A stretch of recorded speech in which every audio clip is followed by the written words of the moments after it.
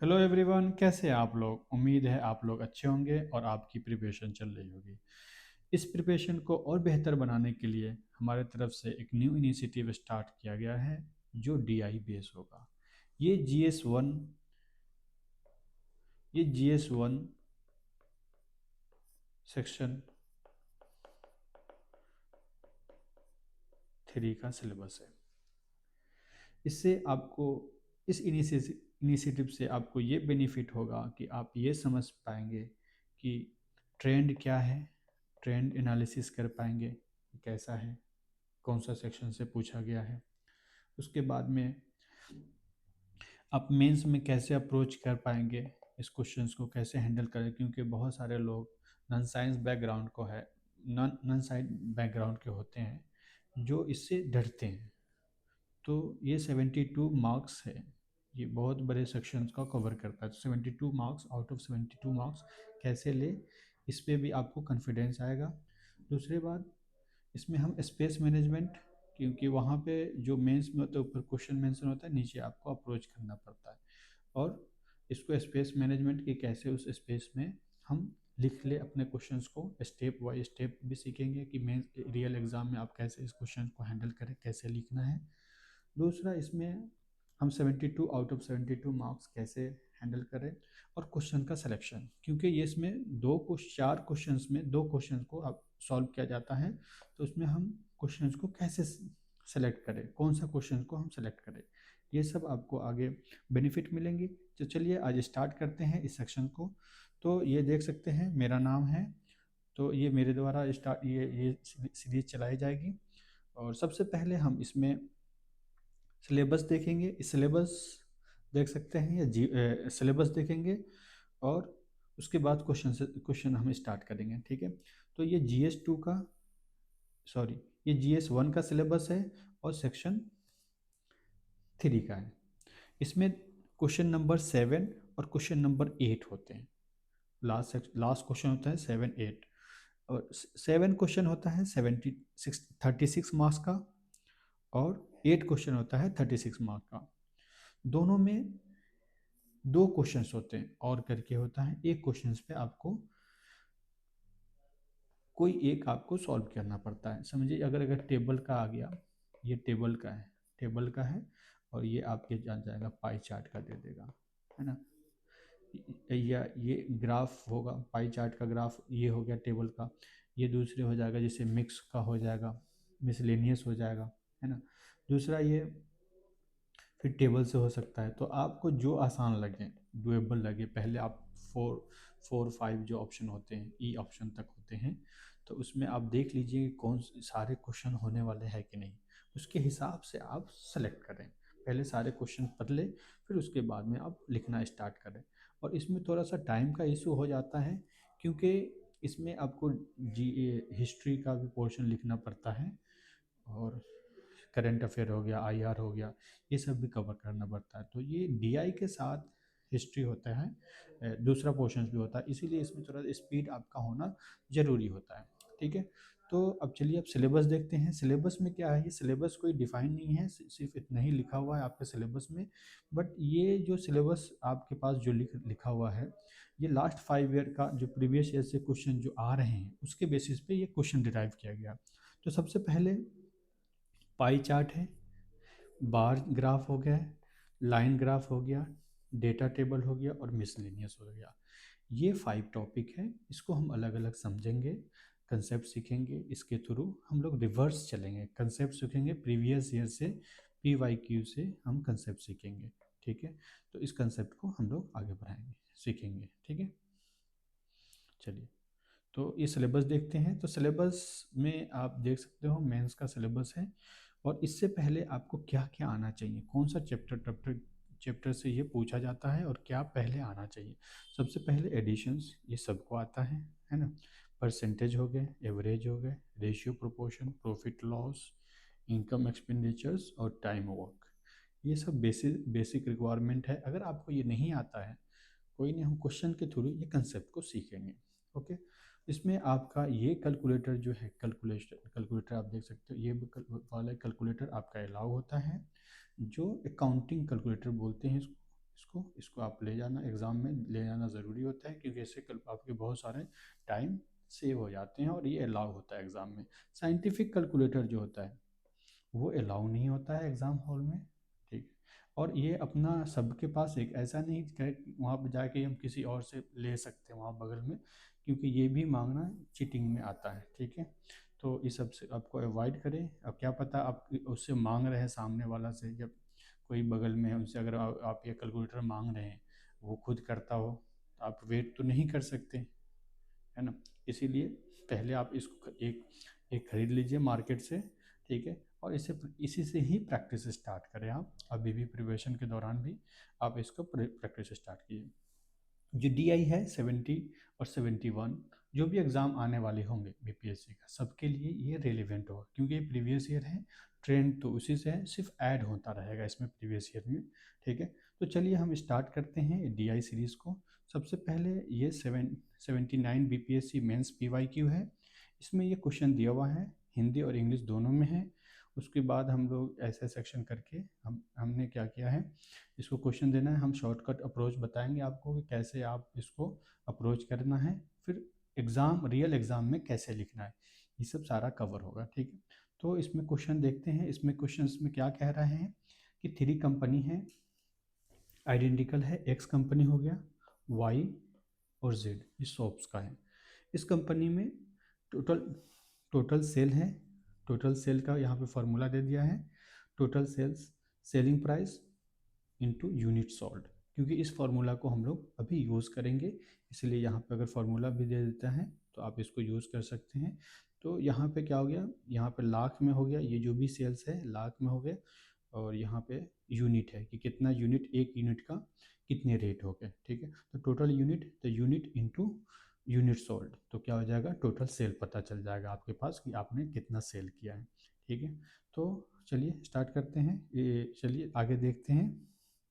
Okay, ये हिंदी में आप क्वेश्चन देख सकते हैं। ये PDF हम आपको टेलीग्राम ग्रुप पे शेयर करेंगे। टेलीग्राम ग्रुप नीचे है डिस्क्रिप्शन बॉक्स में, आप वहाँ से ज्वाइन हो सकते हैं। चलिए अब स्टार्ट करते हैं क्वेश्चन को। इस क्वेश्चन में क्या लिखा हुआ है आप पढ़ सकते हैं। इसमें क्वेश्चन में लिखा है what is the average price of shop in 2013। Unit दिया हुआ है, एवरेज प्राइस आपको बताना है। अब प्राइस पहले, सबसे पहले हम आइडेंटिफाई करें 2013 कौन सा है, ये हो गया। और यहाँ पे एवरेज प्राइस पूछ रहा है, तो एवरेज प्राइस देख सकते हैं कि कंपनी एक्स, कंपनी वाई या कंपनी जेड।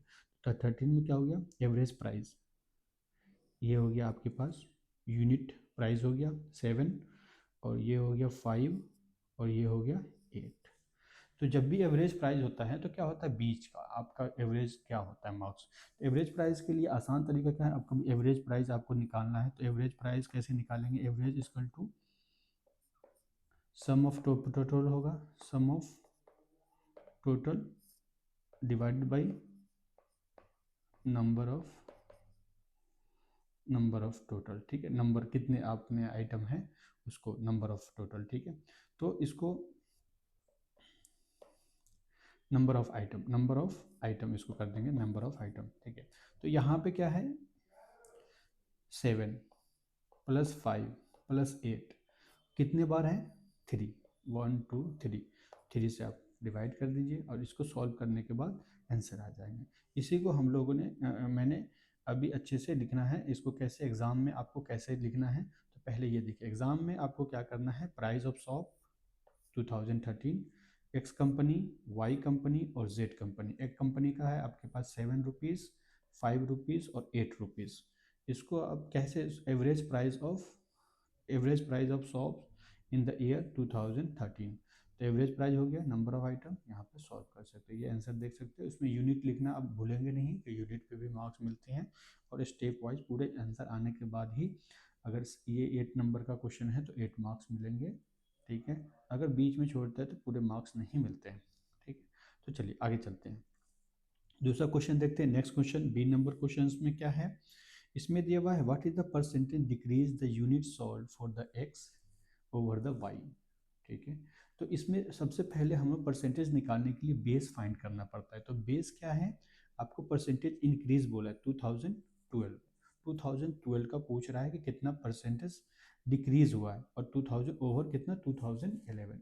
तो ये क्या हो जाएगा, आपका बेस हो जाएगा, ठीक है। तो percentage increase of unit sold, तो यूनिट सोल्ड का हमने ऊपर फॉर्मूला देखा था, यूनिट सोल्ड का ये फॉर्मूला देख सकते हैं, यूनिट सोल्ड का टोटल ऑफ यूनिट सोल्ड होगा तो total sale divided by selling price. Unit sold का मतलब क्या होता है, total cell divided by unit price, वहाँ से आप उसको कर सकते हैं। तो इसको कैसे अप्रोच करेंगे, यहाँ पे देखिए, पहले हमने कंपनी एक्स का 2013 का देखेंगे। 2013 में टोटल सेल कितना है, 3 लाख हो गया, और यूनिट सोल्ड कितना है, 6 रुपीज़ है पर यूनिट, ठीक है। उसके बाद में यूनिट सोल्ड हमने फार्मूला वहाँ पे देखा, अभी ऊपर मेंशन है ऑलरेडी इसमें। तो यूनिट सोल्ड जब हम निकालेंगे तो क्या हो जाएगा, total sale divided by sale price, total sale divided by selling price. Total sale कितना है, 3 लाख, 3 लिखेंगे आप और 50 लिख देंगे, 3 लाख हो गए, डिवाइडेड बाई कितना है, 6। इसको अगर डिवाइड करेंगे तो ये 50,000 आ जाएगा, 50,000 आ गया, ठीक है। 50,000 को हमने एक्स का निकाला, कंपनी एक्स इन 2012। अब हम लोग सिमिलरली कंपनी एक्स का कब निकालेंगे, 2011 का। 2011 में देखिए क्या है, 2011 कंपनी एक्स का, देखिए यूनिट हो गया और ये हो गया सेल हो गया, ठीक है। तो इसके सेल कितना है आप देख सकते हो, 3 लाख, 3 लाख हो गया, और डिवाइडेड बाई कितना हो गया, 5। तो ये कितना हो गया, 6, एक और 0, 50 लिखना है, ठीक है। तो इसको करेंगे 6, 6 जा होता है, 5 6 जा 30, और रिमेनिंग कितनी जीरो है, 4, 4 0 कर दीजिए, 60,000 हो गया, ठीक है, 60,000। तो आपको ये हमने कंपनी एक्स का 2013 में क्या है और 2011 में क्या है, ये दोनों को देख लिया, ठीक है। उसके बाद में हमने यूनिट सोल्ड निकाला। यूनिट सोल्ड कैसे निकाला, यूनिट सोल्ड हमने निकाले यहाँ ऊपर हमने निकाला अभी। तो ये कितना हो गया, 16,000 आपका 2011 का है, और 2012 में कितना है, 50,000। अब ये दोनों में डिफरेंस देखिए, अब दोनों में देखिए 10,000 का डिफरेंस है, तो इसका मतलब डिक्रीज है। उसने बोला कि डिक्रीज बनाया क्योंकि डिक्रीज हुआ। 11th में क्या है, 60,000 का है, और 12th में क्या है, 50,000 का, तो डिक्रीज हुआ है। तो आपको ये बताना है परसेंटेज डिक्रीज। परसेंटेज डिक्रीज का मतलब क्या होता है, परसेंटेज डिक्रीज जब भी निकालेंगे आप, change in price, change in price में क्या होता है, चेंज इन प्राइस परसेंटेज जब भी आपको निकालना है, परसेंटेज निकालना है तो change in price, change in price divided by आपको निकालना है टोटल बेस, बेस जो भी होगा वो देखिए। अब चेंज इन प्राइस में क्या है, यहाँ पे आप देख सकते हो चेंज इन प्राइस में, चेंज इन प्राइस में क्या है, पहले आपको 60,000 है, डिवाइडेड बाई माइनस 50,000, 40 लिखे, डिवाइडेड बाई बेस क्या है आपके पास, पहले 60,000 का, ठीक है, 60,000 करेंगे और इसको इंटू 100 से मल्टीप्लाई कर देंगे। इसको सॉल्व करने के बाद आपका जो आंसर आएगा, देखिए यहाँ पे आंसर जो आएगा, ये आपका आंसर आ गया 1.67%, 1.67% आ गया। इसको कैलकुलेटर का आप यूज़ करेंगे और इजी आसानी से आपको इसका आंसर आ जाएगा। क्लियर है, उम्मीद है यहाँ तक आपको समझ आया होगा। नेक्स्ट देखते हैं, नेक्स्ट क्या है, what is the percentage of shares Z in the total unit sold in 2013। अब जेड का शेयर निकालना है आपको 13 में, यूनिट टोटल शेयर, टोटल जो भी शेयर हुआ है उसमें क्या करना है, जेड का आपका परसेंटेज निकालना है, जेड के बारे में, जेड को बताना है कि जेड का कितना हुआ शेयर। तो हम पहले क्या करेंगे, कंपनी एक्स का, कंपनी वाई का और कंपनी जेड का, जब तीनों का निकल जाएगा उसके बाद सम करके हम जेड का, इसमें आपका रेशियो का यूज़ करेंगे, रेशियो से यूज़ करके आप शेयर निकाल सकते हैं। जैसे आपके पास कोई थ्री थ्री आइटम, जैसे एक्स वाई जेड दे दिया, आपको बोलेगा आपका शेयर निकालना है, शेयर ऑफ जेड निकालना है। तो अब क्या करेंगे, पहले हम लोग जेड है तो जेड को ऊपर लिखेंगे और X plus Y plus Z, ऐसे करके आप इसका जेड का शेयर निकाल। सिमिलरली आपको अगर पूछेगा सिमिलरली वाई का निकाले तो क्या करेंगे, वाई ऊपर लिखे, टोटल का सम कीजिए, X plus Y plus Z, इस तरह से आप इसको निकाल सकते हैं। तो इसी तरह से सेम तरह से ये क्वेश्चन बनेंगे। इसमें सबसे पहले हमें क्या देखना है कि जेड का शेयर आपको बताना है 2013 में। तो 13 देखिए, 13 को पहले हाईलाइट कर लीजिएगा वहाँ पे। 13 देखिएगा यूनिट। तो यूनिट सोल्ड सोल्ड का अभी हमने किया था 2013 में। तो यूनिट सोल्ड में क्या हो गया, total sale divided by unit. तो ये आपको यूनिट सोल्ड निकल गया, total sale divided selling price. तो इसको आप ऐसे करके सॉल्व करके क्या हो गया, इसको देखिए, ये कितना दिया हुआ है, 3,50,000 है ना, डिवाइडेड बाई 7। इसको सॉल्व करेंगे तो आपका आ जाएगा 50,000। और दूसरा फिर सिमिलरली आप क्वेश्चंस फिर वाई कंपनी, कंपनी वाई का निकालेंगे टोटल सेल। देखिए वाई कंपनी का कितना टोटल सेल है, वाई कंपनी का टोटल सेल है 4.5 लाख, और यूनिट प्राइस कितना है 5। ओके, यूनिट पॉइंट 5 है। तो इसको हम लोग कैसे सॉल्व करेंगे, ये देखिए यहाँ पे। तो ये हमने लिखा 4,50,000 डिवाइड बाई 5, इसको सॉल्व करेंगे तो 19,000 आ जाएगा। दूसरा क्वेश्चन सिमिलरली हम कंपनी जेड का, कंपनी जेड देख सकते हैं आप कितना दिया हुआ है। कंपनी जेड देखिए यहाँ पे, कंपनी जेड का टोटल सेल है 4 लाख का, और यूनिट प्राइस है 8 लाख का, सॉरी 8 का। ठीक है, तो इसमें क्या करेंगे हम लोग, 4 लाख देखे हमने, 4 लाख, और टोटल प्राइस कितना देखे, टोटल सेलिंग प्राइस है 8। इसको सॉल्व करेंगे तो 8 फाइव ज़ा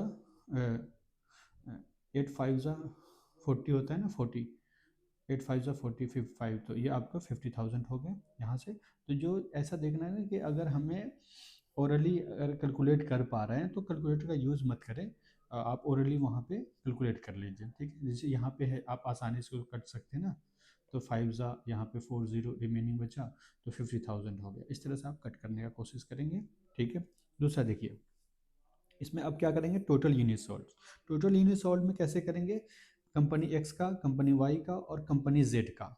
ठीक है, company X, company Y, company Z का टोटल यूनिट सोल्ड को, पूरे यूनिट सोल्ड को हम लोग ऐड कर देंगे। जब ऐड करेंगे, तीनों को ऐड करने के बाद हमें मिलेगा 1,19,000। ठीक है, तो इतने आ गए टोटल। तो अब किसका शेयर पूछा है उसने, कंपनी जेड का। तो जेड का देखिए 50,000 है। हमने अब ये ऊपर देखा था कि जिसका जेड जेड है उसको ऊपर में रखना है, उसके बाद में नीचे आप क्या कर सकते हैं, 90,000 को 1,90,000 को आप डिनोमिनेटर में रखते हैं, और क्या करेंगे, 100 से मल्टीप्लाई कर देंगे, और आपका ये परसेंटेज आ जाएगा। क्लियर है। इसी तरह से सिमिलर क्वेश्चंस आपके अगर एक्स पूछेगा, वाई पूछेगा, तो आप इसको निकाल सकते हैं। तो ये मेनली ये जो टॉपिक है आपके रेशियो का सेक्शन है। चलिए दूसरा क्वेश्चन देखते हैं, हम नेक्स्ट क्वेश्चन देखते हैं, क्वेश्चन नंबर डी। ये क्वेश्चन आपके 6 मार्क्स का है। इसमें क्या पूछा है, in which year the Y sold the maximum number of unit. अब वाई के बाद में मैक्सिमम नंबर ऑफ यूनिट, तो मैक्सिमम नंबर ऑफ यूनिट कैसे निकालेंगे, हमने अभी यूनिट सोल्ड निकाला। तो यूनिट सोल्ड में क्या हो गया, sale upon per unit. Unit sold हमने क्या लिखा, sale upon unit price. Unit sold हो निकल जाएगा आपको कितना यूनिट सोल्ड हुआ। तो इसमें बताना है कि कंपनी वाई किस ईयर में सबसे ज़्यादा सोल्ड किया। तो हमने कंपनी वाई यहाँ पे आ गया, तो हमने यहाँ से निकालेंगे, क्या करेंगे, यहाँ से डिवाइड कर दीजिए आप इसको, इसको करेंगे 4 से, इसको करेंगे 6 पे, इसको करेंगे 5 से, इसको करेंगे 7 से, और इसको 6 से। इसको डिवाइड करने के बाद आपको पता चल जाएगा कि सबसे ज़्यादा किस में मैक्सिमम सेल किस में हुआ था। आप यहाँ पर देख सकते हैं, जैसे ये 4.4 लाख है, डिवाइडेड बाई 4 कर रहे हैं, 4.2 को 6 कर रहे हैं, 4.5 को 5 से कर रहे हैं, 4.9 को 7 से कर रहे हैं, 4.2 को 6 को। तो अब देख कर MCQ आता तो पता चल जाता कि जो 2011 में मैक्सिमम उसका मैक्सिमम यूनिट सॉल्व हुआ है, और वो आप यहाँ से देख सकते हैं, क्योंकि ये नंबर देखिए ज़्यादा है, कम नंबर से डिवाइड कर रहे हैं, तो ऑब्वियसली नंबर क्या होगा, वो ज़्यादा हो जाएगा। ठीक है, तो इस तरह से आप कर सकते हो। इस तरह इसको क्वेश्चन रियल एग्जाम में कैसे अप्रोच करना है वो देखिए। पहले आप लोग क्या करेंगे,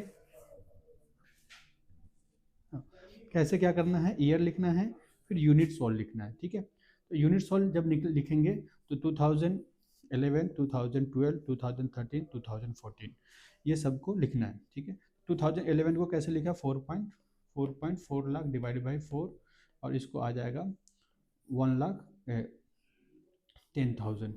ठीक है, इस तरह हो गया 17,000। और उसके बाद में क्या हो गया 70,000। अभी ये हो गया 4.5 डिवाइड बाई 5 करेंगे 19,000 हो जाएगा।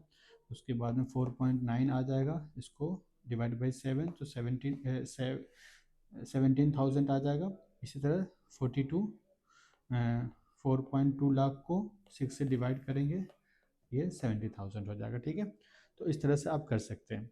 तो कंपनी वाई जो है मैक्सिमम जो सोल्ड हुआ है आप देख सकते हो किसमें हो गया, यहाँ पे ये 1,10,000 तक हुआ है। ठीक है, तो 1,10,000 कंपनी हुआ, तो इसको आप लास्ट में लिखे, इसीलिए company Y sold the maximum number of units in 2011। ठीक है, और इसको ब्रैकेट में लिख सकते हैं कि कितना सॉल्व हुआ है।